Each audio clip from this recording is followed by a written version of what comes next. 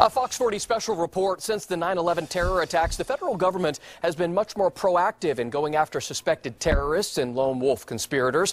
One tactic the FBI uses is designing fake plots and using undercover informants to recruit those suspected of attacking civilians. But some critics are saying that's entrapment, and they're questioning if the feds are stopping real terrorists or just sending people to prison unfairly. Doug Johnson has more. Eric McDavid from Forest Hill walked out of jail this past January after serving nearly 9 years behind bars. It's a moment one of his defense attorneys, Ben Rosenfeld, will never forget. So the government played dirty throughout this entire case.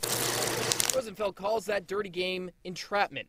It's a practice where a law enforcement agent induces a person to commit a crime that he or she would not likely commit otherwise. It's still mystifying to us what caused the FBI to pay such close attention to Eric McDavid. A federal judge released McDavid once prosecutors admitted they failed to hand over thousands of pages of documents to his defense during trial. It was really incidental to them who their target was. They were essentially looking for people in this movement to crucify and hold up as examples. Rosenfeld says the catalyst of the investigation was an FBI informant given the code name Anna. He claims she had the brains and the money to bring together McDavid and his two co-defendants. Was supplying everything. She was buying their gas, food, lodging, and literally herding them together from around the country, delivering them to each other's doorsteps to try to get them to meet and talk and discuss some sort of plan. According to Rosenfeld, Anna came up with the plots, including the idea to blow up the Nimbus Dam on the American River.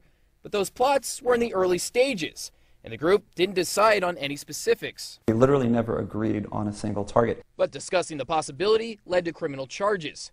For his part, McDavid pled guilty to conspiracy, getting credit for time served. But Anna admitted at the trial she exploited his romantic feelings for her in order to get him involved in the plot to begin with. He was completely in love with her. She, at the behest of the FBI, was in fact stoking and nurturing his romantic interest, telling him there'll be time for romance later. You have to do an action first. To impress a girl is not entrapment.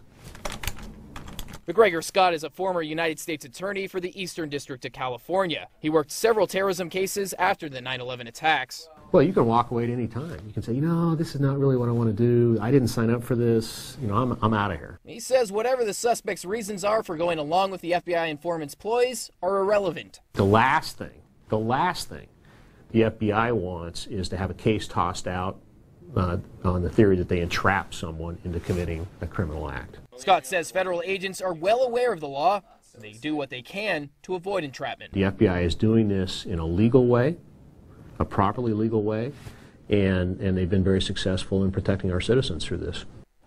We reached out to the FBI for this story, but they told us they can't comment. Coming up tonight on Fox 40 News at 10 o'clock, the local Islamic community sounding off about this issue and also raising some questions about these cases.